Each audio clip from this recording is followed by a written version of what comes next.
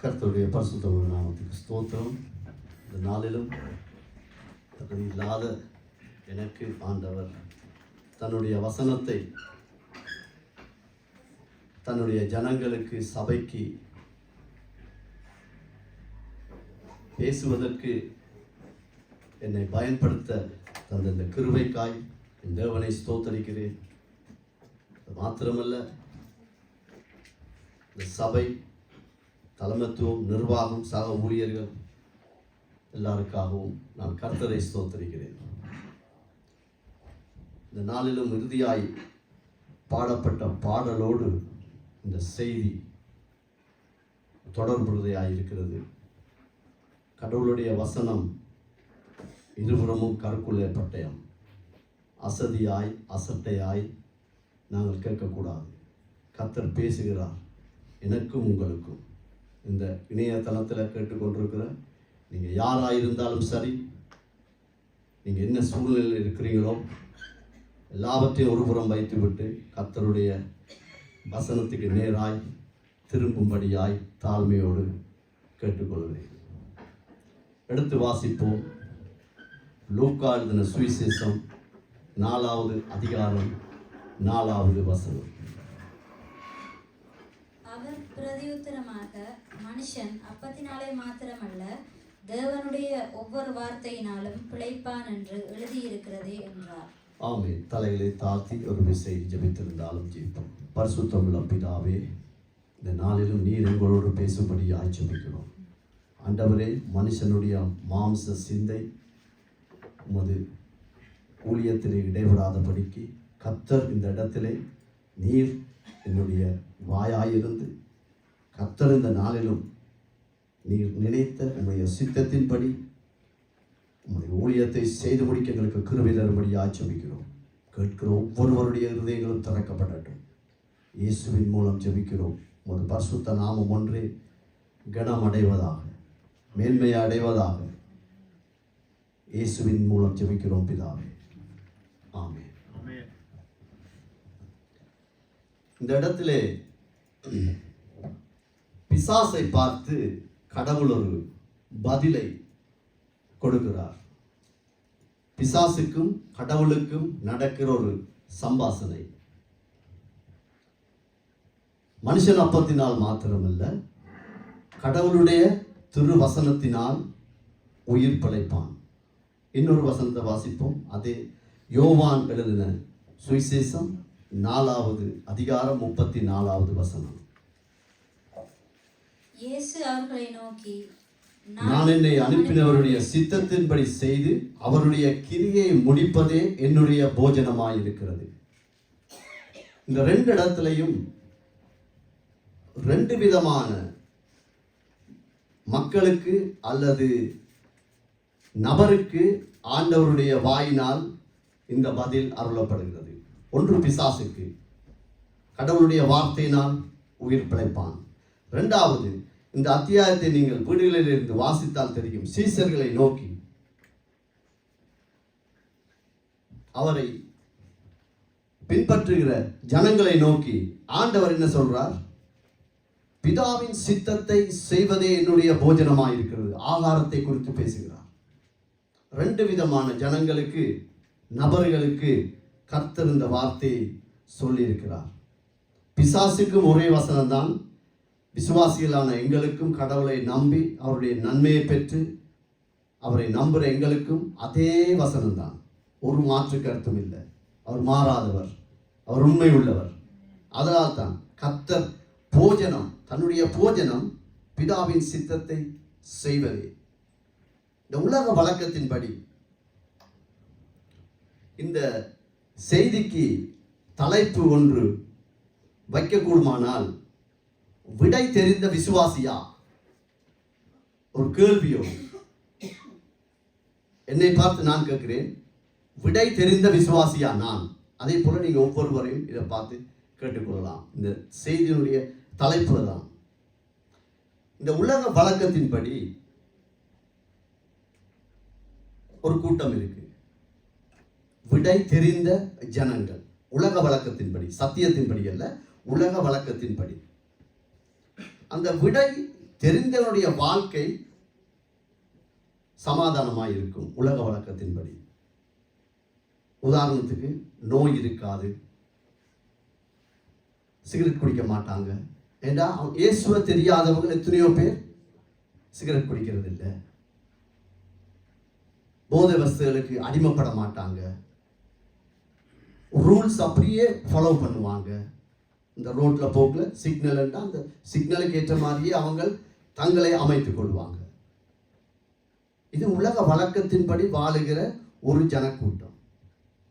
திருமணத்துல கூட அம்மா அப்பாவோடே விட்டுருவாங்க. அம்மா அப்பா யாரை பார்க்குறாங்களோ யாரை செய்கிறாங்களோ அதன்படி எல்லாம் காத்திருந்து கண்ணியமாய் நடக்கிற ஜனங்கள் இருக்கிறாங்க. இது விடை தெரிந்த ஜனங்கள். இவருடைய வாழ்க்கை இவருடைய விடையின் படிதான் இவர்கள் கீழ்ப்படிவாங்க. இவர்களுக்கு என்ன தெரியுதோ அவங்களோட பாட்டன் முப்பாட்டன் தாத்தா அண்ணன் அம்மா அப்பா மாமன் அவங்க சொல்ற ஆலோசனைக்கு அந்த விடையை எடுத்து அவங்களை அப்படியே அவங்களுக்குள்ள உள்வாங்கி அதை அப்பியாசப்படுத்துவாங்க. இது ஒரு கூட்டம். இவர்கள் உலக வழக்கத்தின்படி சமாதானமாக இருப்பாங்க. இன்னொரு கூட்டம் இருக்கு, விடை தெரியாதவன், ஆனால் ஒரு விபத்து வரும்போது ஆபத்து வரும்போது அதை கற்றுக்கொள்ளுகிறான். எப்படி?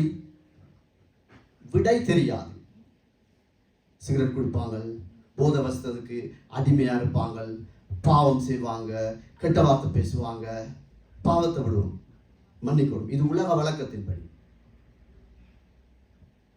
சிக்னல் எல்லாம் கண்ட மாதிரி ஓடுவாங்க.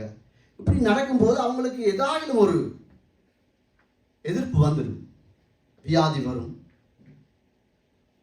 இப்ப ரோட் சிக்னல்ல நிக்காம அவங்களோட இஷ்டப்படி ஓடினா என்ன நடக்கும்? விபத்து வரும். அதனால கஷ்டப்படுவாங்க. அதுல அவங்க திருந்தி கொள்றதுக்கு ஒரு வாய்ப்பு இருக்கு. திருந்துற ஜனங்களும் இருக்கிறாங்க. விடை தெரியாது, ஆனால் இதை செய்தனால இந்த ஒரு கஷ்டத்துக்குள்ள நான் போகிறேன், என் குடும்பம் போகுது. இப்போ ஒரு அப்பா குடிச்சு குடிச்சு குடிச்சு கொண்டிருக்கிறோம். ஒரு நாள் யோசிப்பேன், ஐயோ நான் குடிச்சு இவ்வளவு காசை நான் வீணாக்கிட்டனே. திருந்தும் போது அவனுடைய பின்னான வாழ்க்கை, அந்த குடும்பத்துக்காய் அந்த தாய் அந்த தகப்பன் யாரா இருந்தாலும் சரிதான், இது விடை தெரியாமல் அவர்கள் ஒரு சந்தர்ப்பத்திலே அவர்கள் திருப்பப்படுகிறார்கள் அல்லது திரும்ப விரும்புகிறார்கள். பாதிக்கப்பட்ட பின்பு சரியான விடையை தெரிந்து தன்னை கீழ்ப்படுத்துகிற ஒரு மனுஷன், ஒரு இனம், ஒரு ஜனம். உதாரணத்துக்கு பீகார் தேசத்திலே கிட்டத்தட்ட 15 வருஷ தலைமுறையாய் விபச்சாரம் தான் தொழில். அவர்களுக்கு வேற ஒன்றும் தெரியாது. பள்ளிக்கூடம் இல்லை, லைப்ரரி இல்லை, எங்கேயோ ஒரு மூலையில் ஒரு ஆஸ்பத்திரி இருக்கும். அவர்களுக்கு தெரிந்ததெல்லாம் விபச்சாரம். 15 தலைமுறைண்டா, ஒரு தலைமுறைக்கு உலக வழக்கத்தின்படி ஒரு 50 வருஷம் போடுறாங்க. 10 தலைமுறைக்கு 500 வருஷம், கிட்டத்தட்ட 750 வருஷம் அவங்களுக்கு தெரியாது. ஆனா ஒரு மனுஷனை கொண்டு ஆண்டவர் அந்த இடத்துல பேசி, இப்ப அந்த பிள்ளைகள், அந்த விபச்சாரத்திலே பிறந்த பிள்ளைகள் மிஷனரிகளாக, ஊழியர்களாக, இன்ஜினியராக, டாக்டர்களாக இன்றைக்கு உலகத்துல வாழ்றாங்க. அந்த கூட்டம் தான் இது. இது உலக வழக்கத்தின்படி. மூன்றாவது ஒரு கூட்டம் இருக்கு, விடை தெரியும், அதுல ஒரு டவுட்டும் இருக்காது, ஆனா அலட்சியமாகவே வாழ்வாங்க. வாழ்க்கையில இவங்க காண்ற அனைத்தும் ஏதோ ஒரு காரியத்தில் ஒரு சமாதானம் இல்லாமல் இருக்கும். ஆனா அவங்களுக்கு விட தெரியும், போதை வஸ்தை உட்கொள்ளக்கூடாது தெரியும். சிகரெட் பேக்கெட்லேயே எழுதியிருக்காங்க, குடிப்பது உடல் நலத்துக்கு கேடாகும், குடிக்காத. வாய் அழுகின மாதிரி போட்டோ போட்டிருக்கு, ஈரல் அழுகின மாதிரி போட்டோ போட்டிருக்கு. அதெல்லாம் பார்த்தும் குடிக்கிறாங்க. இது தவறுன்னு தெரிந்தும் அப்படியே ஒரு வாழ்க்கை வாழ்வதை இன்றைக்கு உலக வழக்கத்தின்படி இந்த 3 கூட்டம் விட தெரியும். ஆனா அந்த விடைக்கு நான் கீழ்ப்படிய மாட்டேன், என்னுடைய இஷ்டத்துக்கு தான் வாழ்வன் என்ற ஒரு கூட்டம் இருக்கு. உதாரணமாக எங்களுடைய பாட்டன் முப்பாட்டன் அவங்கள உதாரணத்துக்கு எடுத்துக்கொண்டா அநேகர் சொல்லுவதை என் காதுகள் கேட்டிருக்குது. எங்களோட பாட்டா நல்ல சொத்து பத்தோடு இருந்தாரு, எங்களோட அப்பப்பா நல்ல சொத்து பத்தோடு இருந்தார், காணி பூமியோடு இருந்தாரு. ஆனா அவர் குடிச்சு குடிச்சு குடிச்சு குடிச்சு எல்லாத்தையும் வித்து தன்னை பேரப்பிள்ளைய தரித்திரராக இருக்கிற சூழ்நிலைகளை எத்தனையோ பேர் இருக்கிறாங்க. காரணம் என்னன்னா, இந்த குரு விட தெரியும் ஆனா கீழ்ப்படிய மாட்டேன். ஆங்கிலத்தில் என்ன சொல்லுவாங்க, மை கார் மை பெட்ரோல், நான் என்ற ஒரு ஆணவத்தோடு வாழ்ற ஒரு கூட்டம். அதனால பேரப்பிள்ளைகள் கூட கஞ்சிக்கு வழி இல்லாம இருக்கிற எத்தனையோ வீடுகள் குடும்பங்கள் இன்றைக்கும் இருக்கு. நான் கேட்டிருக்கேன். அதனால இன்றைக்கு சபைக்கு என்னையா நீங்க கொண்டிருக்கிறீங்க, கடவுள் எனக்கு தந்ததை நான் அப்படியே உங்களிடத்துல வைக்க ஆண்டவர் எனக்கு உதவி செய்வாரா. ஆவிக்குரிய திடமான உதாரணம் என்ன? ஆவிக்குரிய திடமான உதாரணம் எடுத்து வாசிப்போம். யோவான் 4:25-26. அந்த ஸ்திரீ அவரை நோக்கி, கிறிஸ்து என்னப்படுகிற மேசியா வருகிறார் என்று அறிவேன், அவர் வரும்போது எல்லாவற்றையும் நமக்கு அறிவிப்பார் என்றார். அதற்கு இயேசு, உன்னுடனே பேசுகிற நானே அவர் என்றார். ஆமென். இந்த வசனத்துல சம்பாஷணம் நடக்குது இயேசுவுக்கும் சமாரியா ஸ்திரீக்கும். அப்ப இதுல பேசும்போது சமாரியா அந்த ஸ்திரீக்கு ஒரு விட தெரியுது. என்ன தெரியுது? என்னுடைய அந்தரங்க வாழ்க்கையில நான் செய்த எல்லா காரியத்தையும், ஒரு காரியம்தான் வேதாகமத்துல பதிவேற்றம் செய்யப்பட்டிருக்கிறது, நான் விசுவசிக்கிறேன், அநேக காரியத்தை ஆண்டவர் அவளுக்கு வெளிப்படுத்தியிருப்பார். அப்போது அவளுக்கு விட தெரியுது, அடே என்னைய பற்றி எல்லாவற்றையும் இவர் சொல்லி போட்டாரே. ஆனாலும் இயேசுவின் பதில் அங்கே உறுதிப்படுத்தப்பட்டது. நான் தான் அந்த கிறிஸ்து, நான் தான் ஆண்டவர், நான் தான் இரட்சகர், நீங்கள் காத்திருப்பவர் நான் தான் என்று ஆண்டவர் அதை உறுதிப்படுத்துகிறார். ஆனாலும் அதே அதிகாரம் 29-34, முதலாவது 29வது வசனத்தை வாசிங்க. 4ஆம் அதிகாரம் யோவான் 4:29. நான் செய்த எல்லாவற்றையும் ஒரு மனுஷன் எனக்கு சொன்னார். பாருங்க, அவர் சொல்றார், நான் எனக்குள்ள இருக்கிற எல்லா காரியத்தையும் எனக்கு அவர் சொல்லிட்டார். வாசிங்க. அவரை வந்து பாருங்கள், அவர் கிறிஸ்துதானோ என்றார். இயேசு சொல்லிட்டார், நான் தான் கிறிஸ்து.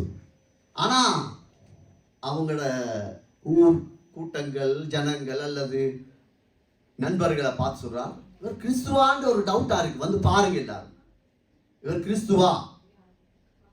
இந்த அம்மாவுக்கு வந்த கேள்வி, இவர் கிறிஸ்துவா இருக்கலாமா, சத்தியம் இவர் தானா என்ற ஒரு கேள்வி. 34 வாசிங்க. இயேசு அவர்களை நோக்கி, நான் என்னை அனுப்பினவருடைய சித்தத்தின்படி செய்து அவருடைய கிரியை முடிப்பதே என்னுடைய போஜனமாய் இருக்கிறது. ஆமென். ஒரு மனுஷன் உயிர் வாழ்வதற்கு போஜனம் அவசியம், சாப்பாடு அவசியம். பிதாவின் சித்தத்தை நிறைவேற்றவே இரட்சகர் வந்தார். ஒரு கிறிஸ்தவனுடைய அடையாளம், ஒரு ஆவிக்குரிய பிள்ளையினுடைய அடையாளம், கடவுளுடைய திருவசனத்திற்கு ஒப்பு கொடுத்து வாழுகிற ஒரு குடும்பத்துக்கு, வாலிப பிள்ளைக்கு, திருச்சபைக்கு, ஊழியக்காரனுக்கு ஒரு அடையாளம் தேவ சித்தத்தின்படி அவன் வாழ்வது. அதுதான் அவனுக்கு மிகவும் மிகுந்த பெருமதியான ஒரு போஜனமாய் இருக்கிறது. அது ஆண்டவர் தன்னை அப்படி காண்பிக்கிறார். தேவ சித்தத்தின்படி குருவை போல சீசன் இருக்கும். நான் ஊழியக்காரன் என்றால் எனக்கு குரு யாரு, எங்களுக்கு யாரு, மேய்ப்பன் யாரு? கர்த்தராகிய ஆண்டவர். நானே வழியும், நானே சத்தியமும், நானே ஜீவனுமாய் இருக்கிறேன் என்று அவர் அழைத்த அழைப்பின்படி அவர்தான் எங்களுக்கு குரு. அவரை போலதான் எங்களுடைய வாழ்க்கை இருக்க வேண்டும். அப்படி இருக்கும் போது எந்த தடையும் வராது. எதற்கு? தேவ சித்தத்தை நாங்கள் செய்வதற்கு எங்களுக்கு தடை வராது என்றதை தெளிவாக அவர் இந்த இடத்திலே மறைமுகமாய் அவர்களுக்கு சொல்லியிருக்கிறார். கிறிஸ்து இவர்தானா? அப்ப சத்தியத்தின் அடிப்படையில் இருந்து இந்த 3 விதமான மக்களை, ஜனங்களை, நபர்களை நாங்கள் இன்றைக்கு வேதாகமத்தின் அடிப்படையில் நாங்கள் தியானிப்போம். ஆண்டவர் எங்களுக்கு உதவி செய்வாராக. முதலாவது கூட்டம் நான் என்ன சொன்னேன்? விட தெரிஞ்சு அந்த விடைக்கு கீழ்ப்படுகிற ஜனங்கள். மத்தேயு 6ஆம் அதிகாரம் 33ஆம் வசனத்தை வாசிங்க. முதலாவது தேவனுடைய ராஜ்யத்தையும் அவருடைய நீதியையும் தேடுங்கள், அப்பொழுது இவைகள் எல்லாம் உங்களுக்கு கூட கொடுக்கப்படும். ஆமென். இது உண்மையிலே கடவுளால் ஆசீர்வதிக்கப்பட்ட ஒரு குடும்பம், கடவுளால் ஆசீர்வதிக்கப்பட்ட அழைக்கப்பட்ட ஒரு திருச்சபை. அது வாலிப பிள்ளையா இருக்கலாம், அம்மா அப்பாவா இருக்கலாம், யாரா இருக்கலாம். இந்த வார்த்தையின்படி வாழுகிற மனுஷன் தேவ சித்தத்தின்படி அவருடைய பதிலை பெற்றுக்கொள்ள முடியும். அந்த பதிலை பெற்றுத்தான் அவனுடைய கிரியை இருக்கும், அவனுடைய பதில் இருக்கும்.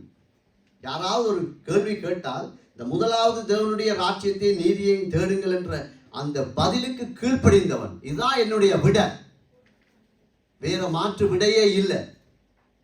ஒரு கிறிஸ்தவனுக்கு முதலாவது தேவனுடைய ராஜ்யத்தை நீதியை தேடு, இந்த விடைக்கு நான் கீழ்ப்படுகிறேன்ற மனுஷன் இந்த பதிலின் படியே அவன் வாழ்வான். இப்படி வாழ்றவங்க எத்தனையோ பேர் இருக்கிறாங்க. அவர்கள் சாதாரணமாய் அதை பதிலை ஏற்றுக்கொள்ளல, அவருடைய கிரியை அதுக்குள்ளே இருந்தது. விழுந்தாலும் திரும்பி எழும்பினார்கள், விழுந்தாலும் திரும்பி எழும்பினார்கள். எத்தனையோ ஊழியர்கள், எத்தனையோ குடும்பங்கள் விழுந்து விழுந்து எழும்பி திரும்பவும் கர்த்தருக்குள் நிற்பதற்கு காரணம் இந்த பதில் அவர்களுக்கு தெரியும். இந்த பதிலுக்கு தங்களை கீழ்ப்படுத்திக் கொண்ட ஒரு குடும்பம், ஒரு சபை, ஒரு தேசமாய் கூட இருக்கலாம். இன்றைக்கு சவுத் கொரியாவில் எத்தனையோ ஆயிரக்கணக்கான லட்சக்கணக்கான ஜனங்கள் ஆராதித்துக் கொண்டிருக்கிறாங்க. இந்த நேரத்தில் நாங்கள் ஒரு சொற்ப ஜனம்தான். காரணம் என்ன? அந்த ஜனங்களுக்கு இந்த சத்தியத்தை அப்படி ஏற்றுக்கொண்டு விட்டார்கள். இதுதான் பதில் அவங்களுக்கு. முதலாவது தேவனுடைய ராஜ்யத்தை நீதியை தேடினால் மிச்சம் எல்லாம் கர்த்தர் பார்த்துக் கொள்வார் என்ற ஒரு திடம், ஒரு நம்பிக்கை, ஒரு விசுவாசம் இருக்கிற ஒரு ஜனக்கூட்டம். இது ஒரு கூட்டம்.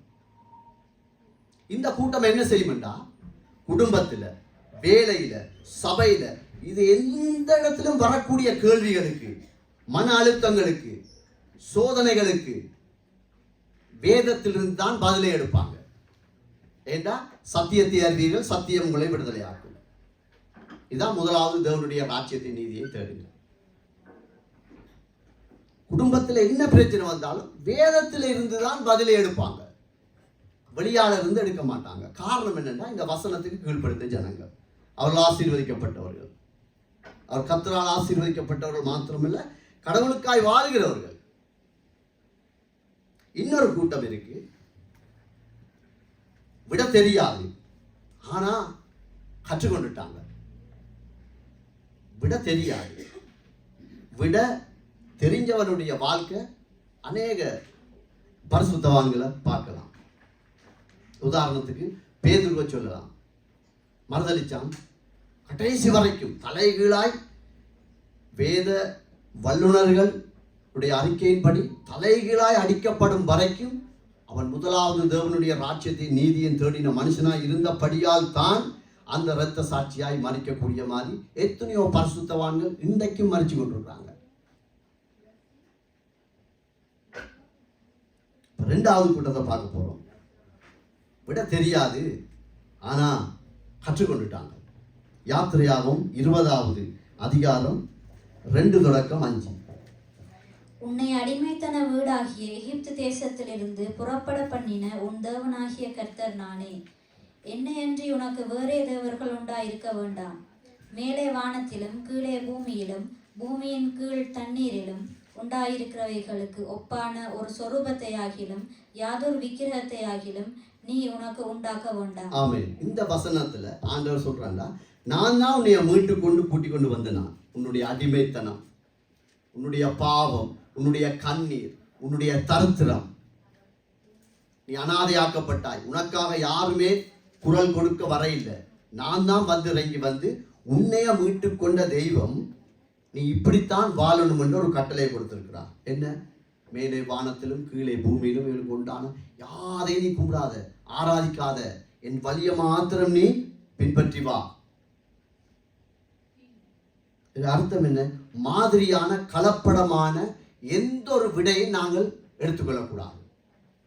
ஜனத்துக்கு ஆண்டவர் அப்படித்தான் எச்சரிக்கிறார். உபாகமம் 28 2வது வசனம் 15வது வசனம். முதலாவது 2ஆம் வசனத்தை வாசிப்போம். நீ உன் தேவனாகிய கர்த்தரின் சத்தத்துக்கு செவி கொடுக்கும் போது இப்பொழுது சொல்லப்படும் ஆசீர்வாதங்கள் எல்லாம் உன்மேல் வந்து உனக்கு பலிக்கும். ஆமென். இதே போலத்தான் 15வது வசனத்துல நீங்க வீடுகளில் போய் வாசிச்சால் சாபத்துக்கு ஏதுவான வார்த்தைகள் அந்த இடத்துல இருக்கு. நீ சபிக்கப்பட விரும்பினால் நீ கர்த்தரை விட்டு விலகு, நீ ஆசீர்வதிக்க விரும்பினால் நீ ஆண்டவரோடு இணைச்சுக்கொள் என்று அவர் எச்சரிக்கிறார். இந்த 2 வசனத்துக்கு இந்த 2 விடையில எதை அந்த ஜனங்கள் தெரிவு செய்தார்களோ அதனுடைய பலனை அவர்கள் கண்டார்கள், பெற்றுக்கொண்டார்கள். ஒரு மாற்று கருத்தும் இல்லை. ஆசீர்வதிக்கப்பட ஒரு வாசலை காண்பிக்கிறார், சபிக்கப்பட இன்னொரு வாசலை ஆண்டவர் காண்பிக்கிறார். இதுல 2ல எதை நாங்க தெரிவு செய்ய போகிறோமோ அதன்படிதான் எங்களுடைய முடிவு இருக்கும். எண்ணாகமம் 14:29-30. இந்த வனாந்திரத்தில் உங்கள் பிரேதங்கள் விழும், உங்களில் 20 வயது முதல் அதற்கு மேற்பட்டவர்களாக எண்ணப்பட்டு உங்கள் தொகைக்கு உட்பட்டவர்களும் எனக்கு விரோதமாய் முறுமுறுத்திருக்கிறவர்களும் ஆகிய அனைவரின் பிரேதங்களும் விழும். எப்புன்னேயின் குமாரன் காலேபும் நூனின் குமாரன் யோசுவாவும் தவிர மற்றவர்களாகிய நீங்கள் நான் உங்களை குடியேற்றுவேன் என்று ஆணையிட்டு கொடுத்த தேசத்திலே பிரவேசிப்பதில்லை. ஒரு கூட்ட ஜனம் சாகணும், 2 பேர் தான் ஆண்டவர் வச்சிருந்த கிருபையின் வாசல் வழியாய் பிரவேசிக்க தகுதி அடைந்தார்கள். காரணம், இவர்கள் கற்றுக்கொண்டார்கள். ஏதோ ஒரு விஷயத்துல ஆண்டவரை நம்பிட்டாங்க. அம்மா அப்பா பிள்ளையா போறாங்க, பாட்டன் தாத்தா பிள்ளையா போயிட்டாங்க, நாம் பிள்ளையா போகக்கூடாது. ஏதோ ஒரு காரியத்துல தங்களை ஒப்பு கொடுத்தபடியால் இவங்கள் அதுல இருந்து திருந்தி கொண்டாங்க, மேல வந்துட்டாங்க. விட தெரியாது. அம்மா அப்பா ஆராதிச்சு, அம்மா அப்பா காண்பித்த, பாட்டன் தாத்தா எதை சொன்னாங்களோ அதன் வழியாய்த்தான் போனாங்க. யோசுவாவோடு இவர்களோடு இருந்த அதே வயது ஜனங்கள் அந்த இடத்துல இருந்திருப்பாங்க. ஆனா அவர்களுக்கு இல்லாத அறிவு, அவர்களுக்கு இல்லாத கீழ்ப்படிவு, அவர்களுக்கு இல்லாத ஒரு தேடல் இவர்களுக்கு இருந்தது. ஆதலால் தான் அந்த கிருபையின் வாசல் நூடாய் நீ பிரவேசிப்பாய். இது வானத்தையும் பூமியும் உண்டாக்கின ஆண்டவர் சொல்லும் வசனம். நீ எதை தெரிவு செய்கிறாயோ அதன்படிதான் உன்னுடைய முடிவு இருக்கும்படி இந்த வேதத்திலே நாங்கள் பார்க்கிறோம். இப்போ 3வது கூட்டத்தை பார்ப்போம். விடை தெரிந்தும் அலட்சியம். அப்படியெல்லாம் வாழ முடியாது.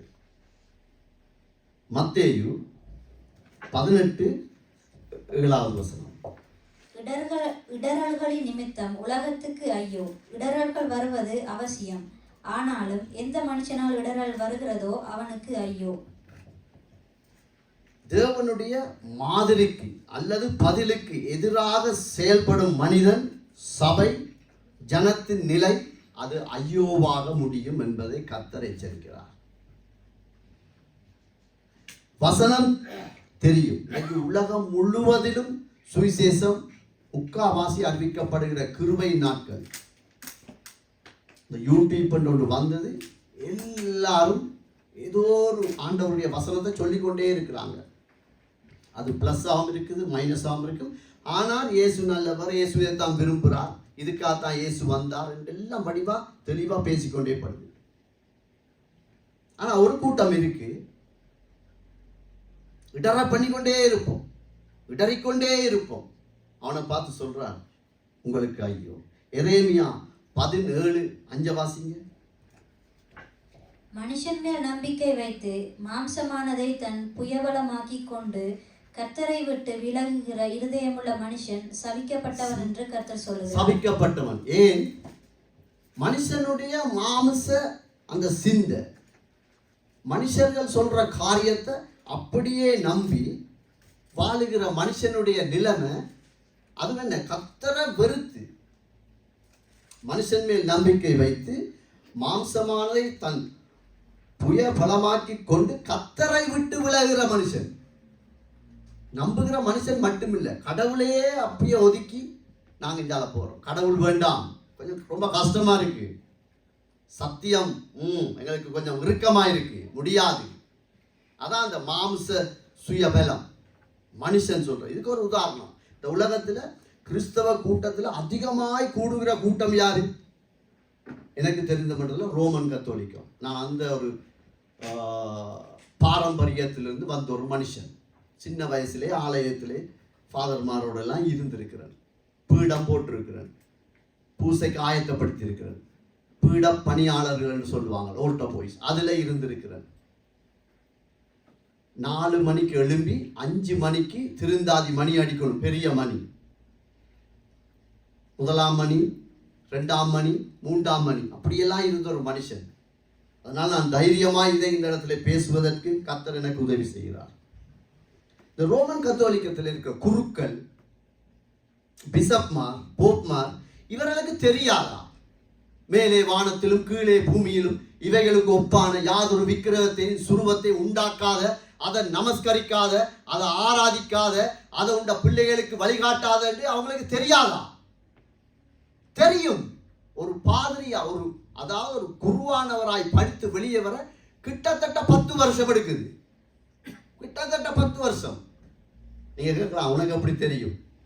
நான் குருவானவராக படிக்க அப்ளிகேஷன் போட்டால் பரலோகம் அண்டைக்கு அதை நிப்பாட்டிட்டு எனக்கு வந்தது பதில். இப்ப சரியான ஆட்கள் கூட அடுத்த வருஷம் நான் அவனை கூப்பிடுறேன். கூப்பிட இல்லை, கர்த்தருக்கு சோத்திரம். இன்றைக்கு தெரியாதா இந்த ஃபாதர்மா சிஸ்டர்மா ஏன் சிலைகள் வைத்து அது அந்த உணர்வே இல்லை? ஏன்? மனுஷனுடைய வழி, அவனுடைய மாம்ச சுயபலம் இன்றைக்கு ஆளுமை செய்து அதை நம்புறான். அவனை பார்த்து ஆண்டவர் சொல்றார், சபிக்கப்பட்ட ஜனங்கள். ஆண்டவர் சொல்லிட்டார், உருவாக்காத, நமஸ்கரிக்காத, அந்த விதை உன்னை அழிக்கும், அது சாபம், அது உன்னை மாத்திரமல்ல உன் சந்ததியை அழிக்கும். கேட்க பார்க்க ஆர்வமே இல்லை.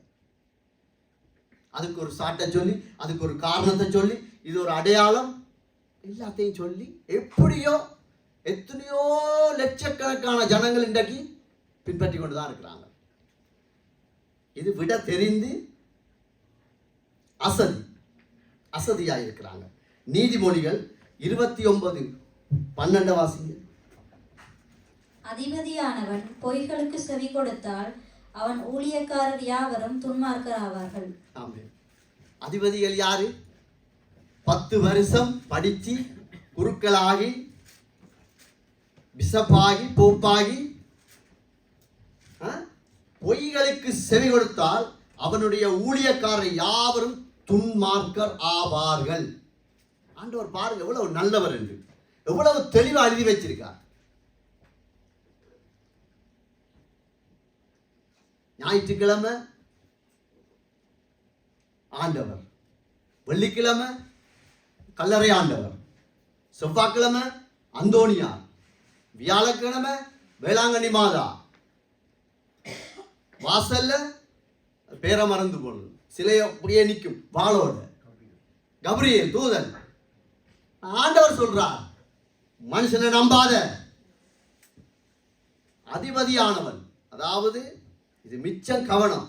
நாங்கள் துர்மார்க்கத்திலே போறதுக்கு இந்த ஜனங்களை கொண்டு நடத்துகிற வழி தெளிவாய் வேதத்திலே எழுதப்பட்டிருந்தும் அசட்ட, இது வேண்டாம்.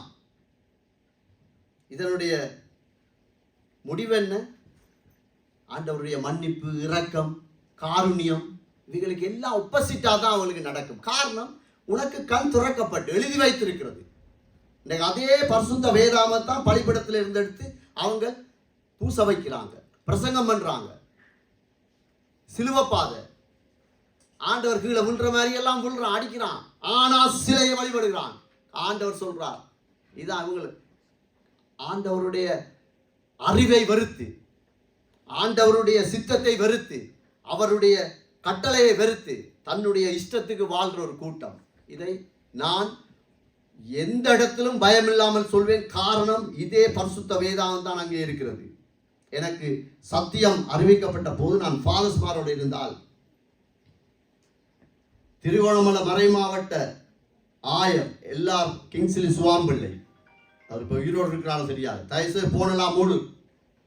கர்த்தருடைய வசனம் காதை செவிடாக்கிடுவார் ஆண்டவர். தெரியாம செஞ்சிருந்தா ஓகே, இனி அப்படி இருக்கக்கூடாது.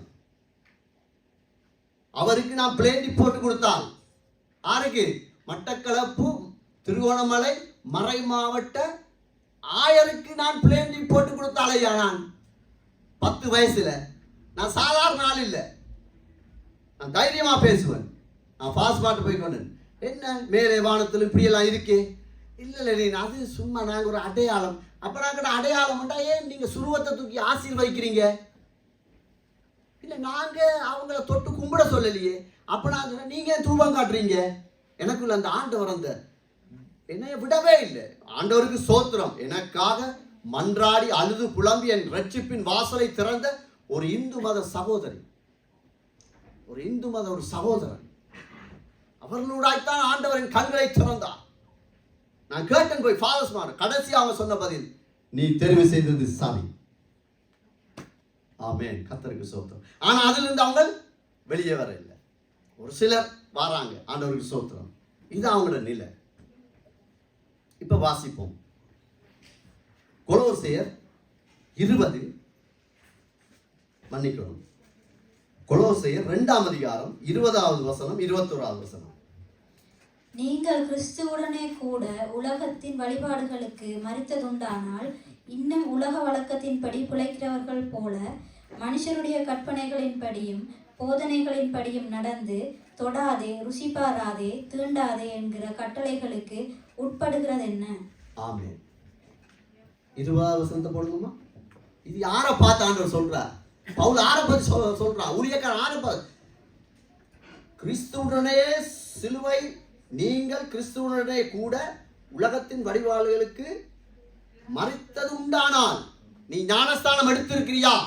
பிதா குமாரன் பரிசுத்த ஆவியின் பேரால் நீ உன்னுடைய பழைய சரீரத்தை, பழைய ஆராதனை வழிமுறைகளை, பழைய வாழ்க்கையை புதைத்தாயா? அவங்களுக்கு தான் இது எழுதப்படுது, உலகத்துக்கு இல்லை. இப்ப நான் அப்படியே சபைக்குள்ள வாரோம், எங்களுக்குள்ள வருவோம். நானும் நீங்களும் ஒரு குடும்பம் கிறிஸ்துவுக்குள். அவங்கள பார்த்தா என்ன? 21வது வருஷம்,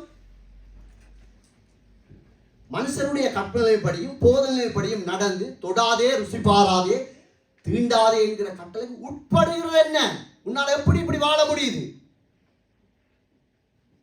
இப்ப நாங்க சொல்லலாம், என்ன சொல்லலாம்? நாங்க சிலையை கும்பிடல பிரதர், ஓகே. ஆனால் அநேக விக்கிரகங்கள் எங்களுக்குள்ளே இருக்குது.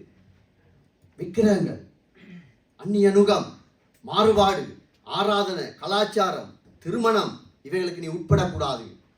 ஏன் உட்படக்கூடாது? இவைகளுக்கு நீ உட்படுகிறது என்ன? ஏன் உட்படக்கூடாது? கலாத்தியர் 6, 7, 8. மோசம் போகாதிருங்கள், தேவன் தம்மை பரியாசம் பண்ண ஒட்டார். மனுஷன் எதை விதைக்கிறானோ அதே அறுப்பான். ஆமென்.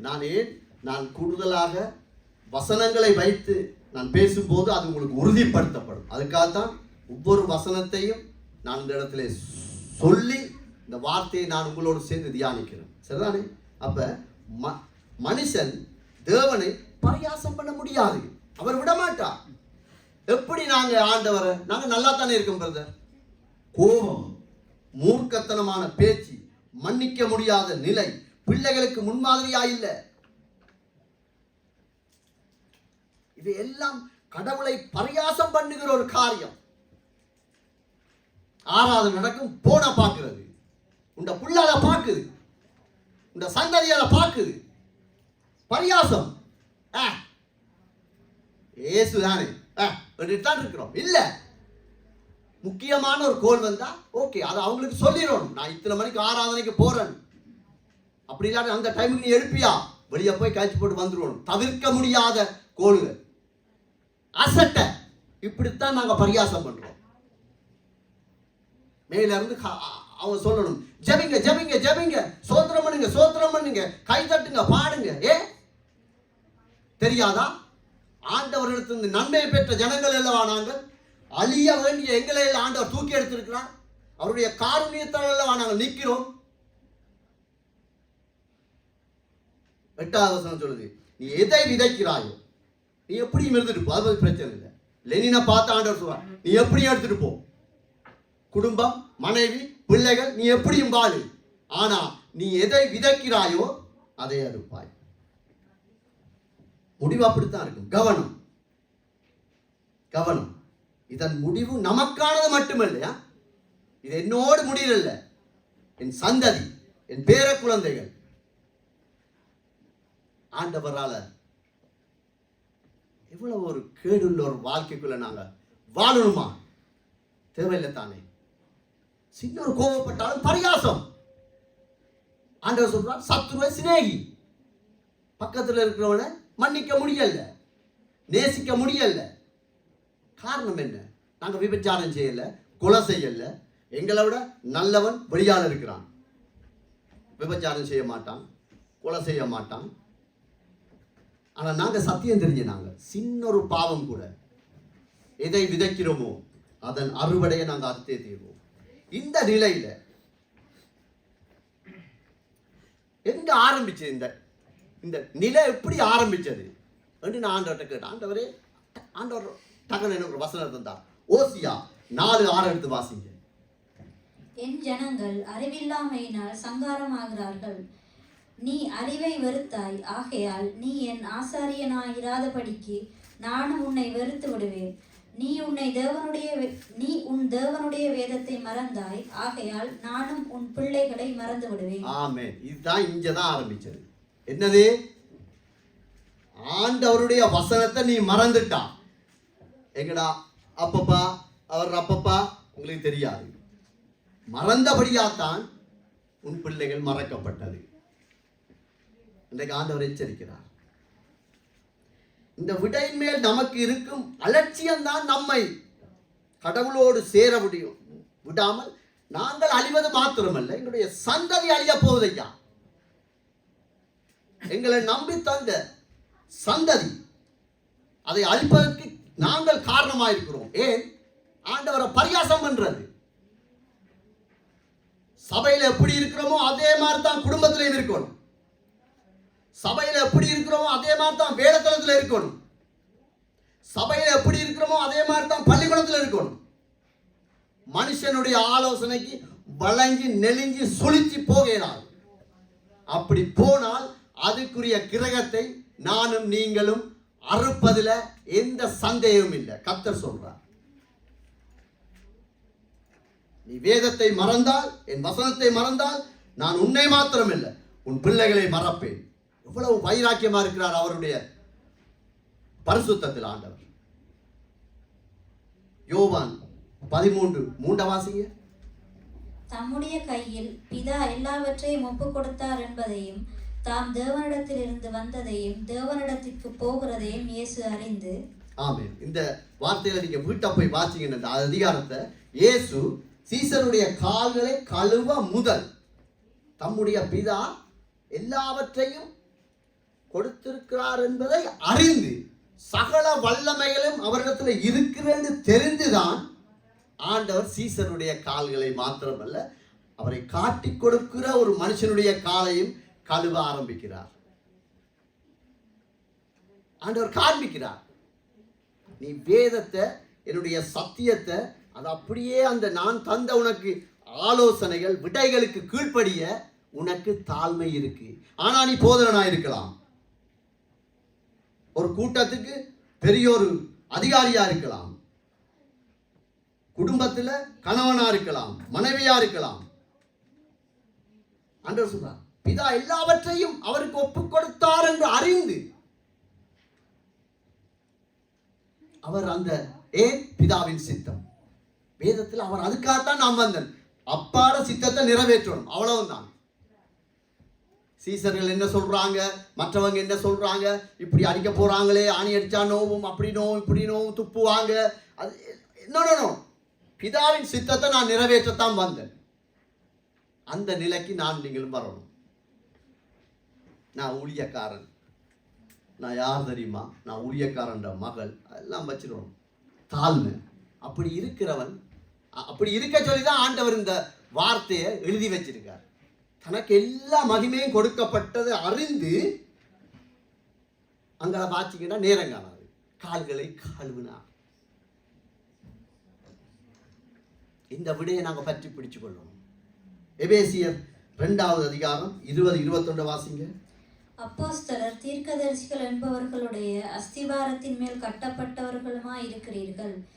அதற்கு இயேசு கிறிஸ்து தாமே மூளைக்கல்லாய் இருக்கிறார். ஆமென். இப்ப ஒரு வீடு கட்டுறதுக்கு மூளைக்கல், அதாவது ஒரு ஆண்டவருடைய சத்தியத்தின்படி வாழுவதற்கு எங்களுக்கு மூளைக்கல் ஆண்டவர் தான்.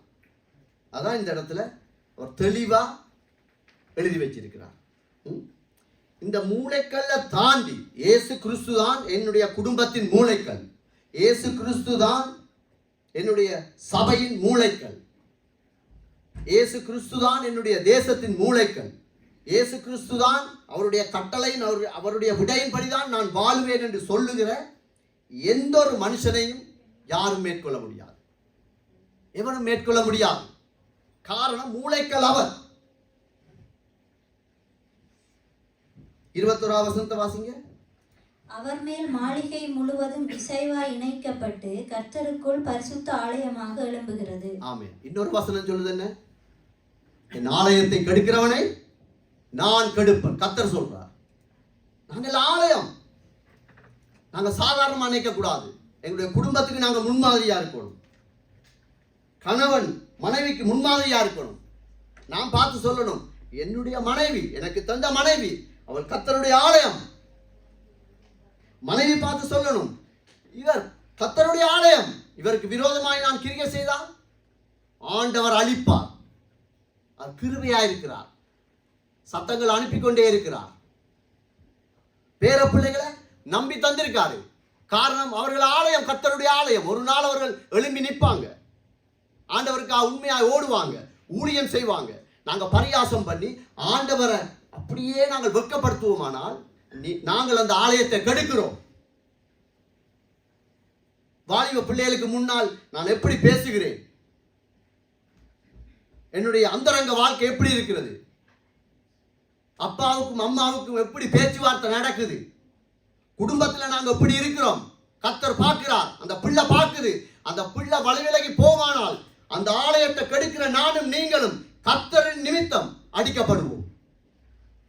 என் ஆலயத்தை கெடுக்கிறவனை நான் கெடுப்பேன் ஆண்டவர் சொல்லியிருக்கார். அது நாங்கள் அலட்சியமாய் இருக்க முடியாது. சபை கூடுதலை விட்டு விடாதிருங்கள். அலட்சியம், யாரையும் குற்றப்படுத்தல. கர்த்தர் என்னோடு இடைப்பட்டதை நான் அப்படியே வைக்கிறேன், அவ்வளவுதான். உலகளாவிய எல்லாரும் நிவியர் அன்றைக்கு ஜனவரி 31 முடிஞ்சு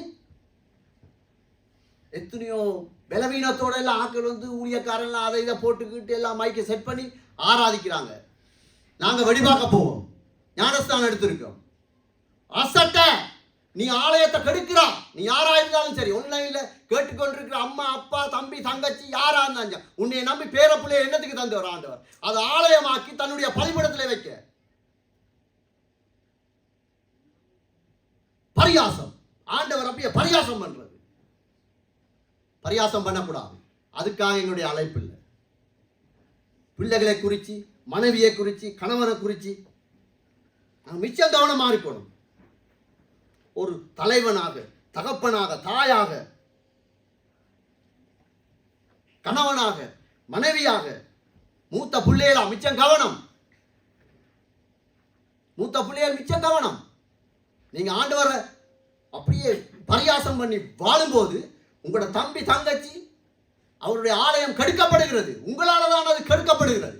நீங்க முன்மாதிரியா இருக்கணும். அவன் கேட்கிறானோ கேட்கலையோ, நீங்க சத்தியத்தை சத்தியமா பேசணும், சத்தியத்தை சத்தியமா வாழணும். அதுதான் கர்த்தர் எதிர்பார்க்கிறார். சாட்டு போக்கு சொல்லலாது. அவன் முந்தி மாதிரி இல்லை பிரதர், இவட வாய் சரியில்லை பிரதர், இதுக்கெல்லாம் இங்க சான்ஸ் இல்லை, சான்ஸ் இல்லை. கடவுள் இனத்தை மனுஷன் பிரிக்க கூடாதா? பிரிக்க கூடாதுதான். நீ என்னவன் சொல்லிக்கோ, பிரிக்கலாது. எனக்கும் ஒரு உண்மையாய் நடந்த ஐரோப்பா தேசத்தில் இருக்கிற ஒரு குடும்பத்தினுடைய சாட்சி. அந்த மனுஷனுடைய கண்களை நான் பார்த்தவன். ஐரோப்பா தேசத்தில் கிட்டத்தட்ட 27 நாடு இருக்கு. எந்த நாடு, அவரோட பேர் என்ன கேட்க வராங்க, சொல்ல போறதும் இல்லை, சரிதானே? அவங்களோட குடும்பத்தில் ஒரு பிரச்சனை வந்துட்டு, பிரச்சனை வந்தோடனே மனைவி என்ன செஞ்சிட்டான்டா, இங்கே தானே மன அழுத்தம்ண்டா ஆஃபீஸுக்கு போ, மன அழுத்தம்ண்டா ஃபோன் பண்ணு, குடும்பத்துக்குள்ள பிரச்சனை. அவள் போய் சொல்லிட்டா, எந்த குடும்பத்தில் பிரச்சனை, எனக்கு வாழ இல்லாது அப்படி. ஓகேண்டு அவருக்கு அங்கே இருந்து வந்து மெசேஜ், இத்தனை மணிக்கு இந்த ஆஃபீஸுக்கு வா. ஓகே, அந்த அவர் அங்கே போயிட்டார், அவரும் போயிட்டார். இங்கே லோக்கல் கோர்ட்ஸ் ஒன்று இருக்கு, அதை மீறித்தான் ஹைகோர்ட்டுக்கு போகும். அவர் பார்த்ததை, அவர் அனுபவித்ததை நான் உங்களுக்கு சொல்றேன். அப்ப 2 அதிகாரிகள், மனைவி, மொழிபெயர்ப்பாளர், அப்ப கேட்டிருக்காங்க, இப்படி உங்களோட மனைவி உங்களோட வாழ முடியாது, பிரச்சனை அப்படி இருக்கு, என்ன செய்யறது? அந்த சகோதரனுடைய முதல் வார்த்தை என்ன தெரியுமா? அவங்க கேட்டாங்களா, இதை குறித்து நீங்க என்ன நினைக்கிறீங்க, என்ன நினைக்கிறீங்க? அந்த மனுஷன் சொன்னானா, நான் இந்த இடத்த நிக்கிறே குறித்து நான் வெட்கப்படுறேன். ஜட்ஜ்மார்கள்லாம் மூமெல்லாம் மாறி தெரியும் தானே இவங்களுக்கு, சிவந்தம் அப்படியே சிவந்து, ஏன் நீங்க இப்படி சொல்றீங்க? நான் ஒரு கிறிஸ்தவன், என் குடும்பம் ஒரு இயேசுவை ஏற்றுக்கொண்ட நாங்கள் குடும்பம், நாங்கள் ஞாயிறு ஆராதனைக்கு போற குடும்பம், இயேசுவின் ரத்தத்தினால் நாங்கள் மன்னிக்கப்பட்டு விடுதலையாக்கப்பட்ட குடும்பம். நாங்க எங்கட குடும்பத்துல பிரச்சனைனா இங்க வரக்கூடாது, தேவ சமூகத்தில் நின்று இருக்கணும், நான் வெட்கப்படுறேன் என்று அந்த சகோதரன் சொன்னானா. அவன் ஒத்துக்கொள்ளே இல்லை. அவன் சொன்னானா, உங்களுக்கு தேவையான டிவோர்ஸ் கொடுத்துக்கோ, நான் சைன் பண்ண மாட்டேன், நான் அந்த பாவத்துக்குள்ள நான் உடந்தையாக மாட்டேன். கர்த்தரால் வாழ வைக்க முடியும், என் தேவனால் எல்லாம் கூடும், மாம்சமான யாவருக்கும் நான் தான் தேவன், என்னால் முடியாத காரியம் ஒன்று உண்டோண்டு பதில எங்களை எழுத சொல்லியிருக்கார் ஆண்டவர். முடியுமெண்டா முடியும், முடியாதுண்டா முடியாது, அவ்வளவுதான். அவங்களும் கேஸ போட்டு பிணைஞ்சு பார்த்தாங்க. இந்த மனுஷன் ஒரே முடிவு தான், நான் ஆண்டவர் பிள்ளை, ஆண்டவருக்கு விரோதமா நான் கிரியை செய்ய மாட்டேன், அவ்வளவுதான். பிளஸ் மைனஸ் 2 பேர்த்தையும் இருக்கு, ஒருவர் குறைஞ்சவங்களும் இல்லை. அவர் சொல்றார், நான் ஒத்துக்கொள்றேன், ஆனா டிவோர்ஸ் தரையில. கடவுளுக்கு ஏண்டா அந்த மனுஷன் சொன்னது, நான் என் மனைவிக்கும் எனக்கும் பிரச்சனை டிவோர்ஸ் கொடுத்தா, நாளைக்கு இந்த வாலிப பிள்ளைகளுக்கு வாழ்க்கையில ஒரு பிரச்சனை வந்தா அதுகளுக்கு என்ன ஞாபகம் வரும்? அடே அப்பா இதைத்தானே செய்தவர், அம்மா இதைத்தானே செய்தவர். கர்த்தரை பரியாசம் பண்றது, அருவருப்பு. இன்றைக்கு அந்த குடும்பம் வாழுது ஐயா, அந்த குடும்பம் இன்றைக்கு சந்தோஷமா வாழுது, ஆண்டவருக்கு சோத்திரம். காரணம், அந்த மனுஷன் கர்த்தரை பரியாசம் பண்ண பரிசுத்த ஆவியானவர் அவனுக்கு இடம் கொடுக்க இல்லை. அந்த பலத்தை ஆண்டவர் கொடுத்தார், நான் உன்னோட நிற்கிறேன், நீ நில் எனக்காக. ஆண்டவருக்காக நின்று பார்த்தா அதை அனுபவிக்கலாம். நாங்கள் குறைகள் இருக்கலாம், ஆனா இன்றைக்கு நாங்கள் சரி செய்யணும். யோவான் 6ஆம் அதிகாரம் 37வது வசனத்தை நீங்க அடிக்கடி வாசிங்க. வாலிப பிள்ளைகளா அடிக்கடி வாசிங்க. அம்மா அப்பா நாங்க அடிக்கடி வாசிக்கணும், ஊழியர்கள் நாங்க அடிக்கடி வாசிக்கணும். அது நாங்க சாதாரணமா வாசிட்டு போறோம். ஆனா இந்த வார்த்தையில எப்படிப்பட்ட ஒரு வாழ்க்கை, நாங்க எப்படி அலட்சியமா இருந்தாலும், எப்படி ஆண்டவரை நாங்க பரியாசம் பண்ணினாலும், எப்படி ஆண்டவரை நாங்க சாட்சியாக வாழாவிட்டாலும், இந்த வசனம் எங்களை ஆறுதல் படுத்து, எங்களை கூப்பிடுது. பிதாவானவர் எனக்கு கொடுத்திருக்கிற யாவும் என்னிடத்தில் வரும், என்னிடத்தில் வருகிறவரை நான் புறம்பே தள்ளுவதில்லை. ஆமென். கர்த்தர் புறம்பே தள்ள மாட்டார். கணவன் ஒருவேளை புறம்பே தள்ளலாம், மனைவி புறம்பே தள்ளலாம், பிள்ளைகள் புறம்பே தள்ளலாம், சபை புறம்பே தள்ளும். உன்னை ஸ்கூல்ல நீ ஆண்டவரோட வாழ்ற ஒரு பிள்ளை என்றோட உன்னை அப்படியே ஒதுக்கி வைப்பாங்க, புறம்பே தள்ளும். ஆனால் கர்த்தர் புறம்பே தள்ளாத தெய்வம் என்று தான் எவ்வளவு தெளிவா எங்களை குறித்து அவர் பேசிக் கொண்டிருக்கிறார். ஆமென். கர்த்தர் புறம்பே தள்ள மாட்டார், என் குடும்பத்தை கர்த்தர் புறம்பே தள்ள மாட்டார். நான் ஆண்டவருக்காக நிற்கும் போது, ஆண்டவரை நான் பரியாசம் பண்ணாமல் வாழும் போது, எப்படி ஆண்டவர் என்னை புறம்பே தள்ள முடியும்? முடியாது. இன்றைக்கு நாங்கள் ஆண்டவரை பரியாசம் பண்ணபடியாதான் சபைகளில் உடைவு, குடும்பங்களில் உடைவு, அம்மா அப்பாவோட ஒரு முருகல், கணவன் மனைவி. ஏன் ஆண்டவரை நாங்கள் பரியாசம் பண்றோம்? இன்றைக்கு நாங்கள் இதை ஒப்பு கொடுப்போம். உங்களுடைய வாழ்க்கையில மனுஷன் அப்பத்தினால் மாத்திரமல்ல, கடவுளுடைய வார்த்தை ஒரு மனுஷனை உயிர்ப்பிக்கும். கடவுளுடைய வார்த்தை ஒருவனை உருவாக்கும், உருக்குலைந்த ஒரு வாழ்க்கையை உருவாக்கும். என்னுடைய வாழ்க்கையில அடிக்கடி ஆண்டவரே இதை நான் மறக்கக்கூடாது. இந்த வாழ்க்கையில என்னது, 90ஆம் ஆண்டு மரணத்தின் தொண்டை அடியில என்னுடைய ஆவி ஆத்மா சரீரம் இருந்தது. மரணம் என்னை விழுங்குவதற்கு ஒரு சில நொடிகள் தான் இருந்தது. அந்த வாயை திறந்து கர்த்தர் தன்னுடைய ஆணிகள் பாய்ந்த கரத்தை இழுத்தெடுத்து என்னை இன்றைக்கு ஜீவனோடு வச்சிருக்கார். ஐயா, நான் எப்படி ஆண்டவரை பரியாசம் பண்றது? அப்படிதான் உங்க ஒவ்வொருவருக்கும் ஆண்டவர் ஏதோ ஒரு காரியத்தில் உங்களுக்கு விடுதலை தந்திருக்கார். குறைவுகள் இருக்கலாம், ஆண்டவர் சொல்றார் உன் ஆண்டவர் புறம்பே தள்ள மாட்டார். வியாதியோடு இருக்கலாம், பலவீனத்தோடு இருக்கலாம், மாம்சம் மண்ணுக்குத்தானே போகட்டும். ஆத்துமா தான் விலையேற பெற்றது. மாம்சத்தை வச்சு நாங்கள் என்ன செய்ய போறோம்? எவ்வளவுதான் பெரிய ஜிம்முக்கு போய் பொடி எடுத்து அழகாயிருந்து எத்தனையோ காரியங்களை செய்தாலும் மண்புழுதான் சாப்பிட போகுது. அது போகட்டும். பலவீனம் இருக்கலாம், ஒற்றுமை இல்லாம காரியங்கள் இருக்கலாம், மன்னிக்க முடியாத காரியம் இருக்கலாம், மற்றவனை குற்றப்படுத்தி கொண்டே இருக்கிற ஒரு நயவஞ்சக இருதயம் இருக்கலாம், பண ஆசை இருக்கலாம். இவங்கள சத்தத்துக்கெல்லாம் நான் கீழ்ப்படியணும், அந்த முரட்டாட்டமான இருதயம் இருக்கலாம். ஆண்டவர் உன்னையும் என்னையும் பார்த்து சொல்றார், என்னிடத்திலே வருபவனை நான் புறம்பே தள்ள மாட்டேன். இன்றைக்கு வா, இன்றைக்கு தான் டே, இது இந்த நாள், இந்த நேரம் குறிக்கப்பட்டிருக்கிறது. நாங்க பலவீனத்தோடு இருக்கலாம், வியாதியோடு இருக்கலாம், துக்கமா இருக்கலாம், மன அழுத்தத்தில் இருக்கலாம். கர்த்தரிடத்திலே நாங்கள் திரும்பினால் அவர் எங்களை புறம்பே தள்ள மாட்டார். வாலிப பிள்ளைகளா கவனம், உங்களோட திருமண உடன்படிக்கையெல்லாம் கவனமா இருக்கணும். சத்துரு உங்களுடைய கை மேல வைக்கிறது உங்களோட திருமணத்துல தான். காரணம் என்ன? நீங்க தேவ சித்தத்துக்கு விரோதமான ஒரு திருமண உடன்படிக்கையை நீங்கள் விரும்பி செய்வீர்களானால் ரெஸ்ட் ஆஃப் லைஃப் 100-2 தான் தப்பும். அவர் ரட்சிக்கப்பட நான் வைப்பன், அவருக்கு நான் ஆண்டவரை பத்தி சொல்லுவேன், எல்லாம் சொல்லிக்கொள்ளலாம். உங்களோட சந்ததி, உங்களோட ஆலயம், உங்களை நம்பி தரப்போற வாழ்க்கை நீங்க கெடுத்துக்கொண்டீங்கன்னா ஆண்டவர் அந்த ஆலயத்தை கெடுப்பார். மிச்சம் கவனம். நீங்க அப்படித்தான் ஜெபம் பண்ணணும். ஸ்கூல்ல ஒரு நேரம் அவங்களோட சேர்ந்து ஒரு சில காரியங்கள்ல நீங்க ஈடுபடாட்டி அவங்க உங்களை ஒதுக்கி வைக்கலாம். அது உங்களுக்கு ஒரு மனத்தாழ்மையா இருக்கும். இவங்க சேர்றாங்கல்ல, பரவாயில்ல. ஆண்டவர் சொல்றா, இந்த வசனத்தை ஒவ்வொரு நாளும் படி. வானத்தை பூமியை உண்டாக்கின சர்வ வல்லமையுள்ள தெய்வம் என்னை புறம்பே தள்ள மாட்டார். இந்த தாய் உன்னை மறந்தாலும் நான் மறவேன். ஆண்டவர் எத்தனை வார்த்தையை சொல்லியிருக்கார். கர்த்தருடைய வசனத்தை பேச பேச பேசிக்கொண்டே போகலாம். இன்றைக்கு நாங்கள் எங்களை ஒப்பு கொடுப்போமா? சபையில நாங்க யாருக்கு விரோதமா இருக்கிறோம்? எங்கட கண்ணால பாவம் செய்திருக்கலாம், பொடி லாங்குவேஜால ஒரு பாவத்தை செய்திருக்கலாம், மன்னிக்க முடியாம. இன்றைக்கு நாள் இந்தியாவில் நடந்த ஒரு உண்மையான ஒரு சம்பவத்தை சொல்லி முடிக்கிறேன். நல்லா ஊழியம் செய்து கொண்டிருந்த ஒரு வாலிப பிள்ளை, நல்ல ஊழியம் செய்து கொண்ட, இயேசுவை அறியாத ரட்சிக்கப்படாத ஒரு வாலிபனை